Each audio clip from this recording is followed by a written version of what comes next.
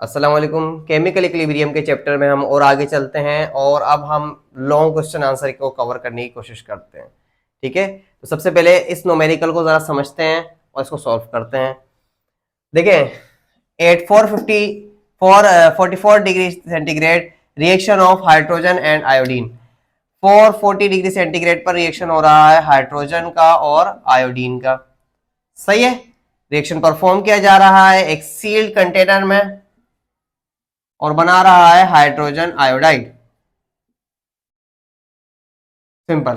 ठीक है, if the equilibrium mixture, अगर ये equilibrium mixture contain 1 mole of hydrogen 1 mole of iodine, 1 mole of hydrogen और 1 mole of iodine contain करेगा, तो 7 mole of hydrogen iodide contain करेगा equilibrium पर। सही है, लेकिन इसकी क्या नहीं दी हुई, इसकी इनिशियल कंसंट्रेशन नहीं दी हुई और इक्विलिब्रियम कांस्टेंट नहीं दिया हुआ। दोनों चीजों को फाइंड करना है। सबसे पहले हम देखते हैं कि भाई हमारे पास हम क्या कर सकते हैं। हम इनिशियल कंसंट्रेशन के लिए क्या कर सकते हैं, हम इनिशियल कंसंट्रेशन के लिए एक चीज सपोज कर सकते हैं, इनिशियल कंसंट्रेशन।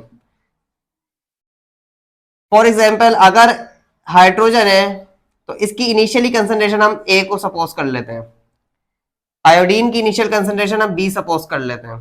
ठीक है, तो हाइड्रोजन आयोडाइड इनिशियली कुछ बनेगा ही नहीं, तो जीरो हो जाएगा। आगे चलते हैं। At equilibrium, equilibrium EQ। सही है, इक्विलिब्रियम पर कुछ ना कुछ प्रोडक्ट बनेगी, तो उस प्रोडक्ट को माइनस कर देते हैं, A माइनस का X, और सपोज करा हमने 1 मोल, तो 1 मोल आ जाएगा। आगे चलते हैं, B माइनस का X और सपोज करा 1 मोल, तो 1 मोल आ जाएगा। अच्छा, क्योंकि X निकल रहा है और यहाँ पर 2X बन रहा है, तो 2X और 7 लिया हुआ है तो 7 आ जाएगा। ठीक है, क्योंकि 7 मोल ऑफ हाइड्रोजन आयोडाइड। यहां तक कि उम्मीद करता हूं बात क्लियर हो होगी। अब हम ये कंडीशन बताने के बाद केसी की तरफ जाते हैं। सही है, इक्विलिब्रियम कांस्टेंट फाइंड करने की तरफ जाते हैं। किस तरह फाइंड होगा, Kc इज इक्वल टू, क्या फॉर्मूला होता है, प्रोडक्ट डिवाइडेड बाय रिएक्टेंट। सही है, प्रोडक्ट की वैल्यू क्या है। अच्छा, अब पहले इक्विलिब्रियम की इक्वेशन बनाते हैं, एक्सप्रेशन बनाते हैं। कैसे बनाएंगे, HI इसके ऊपर स्क्वायर आ जाएगा डिवाइडेड बाय H2 और I2। अगर ये चीज क्लियर समझ में नहीं आई होगी तो मेरी वीडियो है जिसमें मैंने केसी की एक्सप्रेशन निकालना बताई है, तो वो आप वीडियो देख सकते हैं, शॉर्ट में भी और लॉन्ग में भी। सही है, HI जिसके मोल्स दिए हुए हैं 7 divided by 1 mole of hydrogen और 1 मोल ऑफ आयोडीन, 7 का आ जाएगा स्क्वायर, तो टोटल आंसर आएगा आपको 49। सही है, यूनिट भी निकालना मैंने सिखाया हुआ है अपनी शॉर्ट वीडियो में, मेरे चैनल पर विजिट करके आप शॉर्ट वीडियो में यूनिट्स भी देख सकते हैं। यहाँ पर केसी का कोई यूनिट नहीं बनेगा। आगे चलते हैं, चलें। अब देखें, अब हमारे पास जो दो कंडीशंस थी ना, वहां से हम इनिशियल कंसंट्रेशन फाइंड करते हैं, क्योंकि हमारी सेकंड चीज है इनिशियल कंसंट्रेशन फाइंड करना। ठीक है, तो इनिशियल कंसंट्रेशन के लिए आपने एक कॉलम बना दिया, ठीक है, और यहां पे कर दिया आपने इनिशियल कंसंट्रेशन का, लिख दिया इनिशियल या एट इक्विलिब्रियम लिख दिया।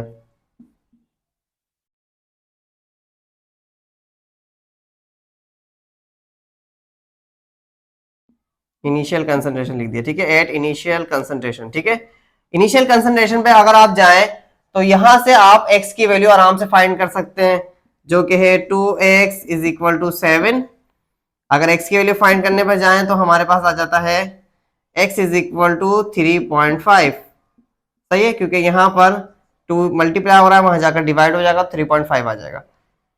अब अगर हम जाएं यहां पर तो हाइड्रोजन की और आयोडीन की इनिशियल कंसंट्रेशन फाइंड कर सकते हैं। कैसे भाई, a माइनस का x is equal to 1, a is equal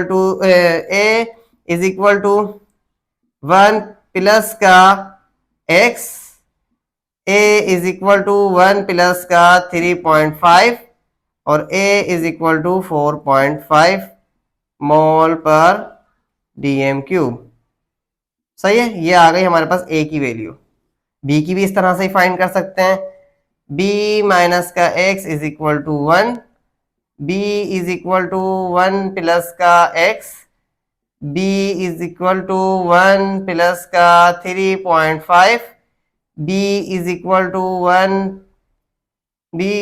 to 4.5 5 mole per dm³।